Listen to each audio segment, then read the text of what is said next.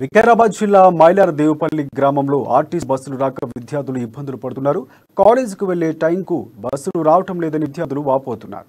బస్సులు ఎందుకు రావటం లేదని అడుగుతుంటే దురుసుగా మాట్లాడుతున్నారని అధికారులు చర్యలు తీసుకుని ప్రత్యేక బస్సులు నడపాలని వారు కోరుతున్నారు. మాకు ఎగ్జామ్ పోయినా సరే కానీ మేము ఎగ్జామ్ బస్ వచ్చినాక మేము పోము అంతే.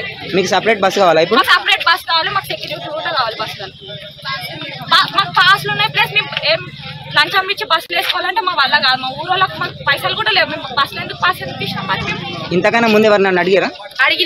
బస్సు అడిగినామన్నా. సుదర్శన్ స్వామికి అడిగితే బస్సులు మీ ఊరికి మీ ఊరోళ్ళు ఏమన్నా తోపులా అని అడిగారు. సరే మేము ఊక్కున్నాం. సెకండ్ టైం అడిగినాం కోట్పల్లి బస్సులు ఎక్కితే బస్సు టైట్ అవుతుంది పిల్లలు అన్నారన్న.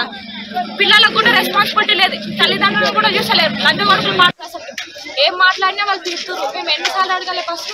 వీడికి చాలా టైమ్స్ అడిగినాం. బస్సు అనేది ఒక్క బస్సు ఉంటే లేరు. మాకు బస్సు కావాలని మేము డిపోలు అడిగితే మేము మర్దనపల్లిలో ఏమన్నా తోపులో ఎవడొస్తాడో వాళ్ళు రాని అని చూసుకుంటామని చెప్తున్నారు అంతే. మాకు బస్సు కావాలి, మేము బస్సు వచ్చినాక హోమ్ కాలేజ్కి.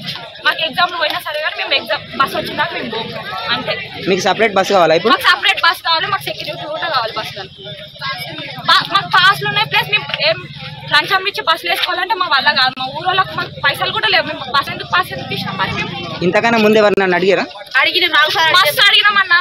సుదర్శన్ స్వామికి అడిగితే బస్సులు మీ ఊరికి మీ ఊరోళ్ళు ఏమన్నా తోపులా అని అడిగారు. సరే మేము ఊక్కున్నాం.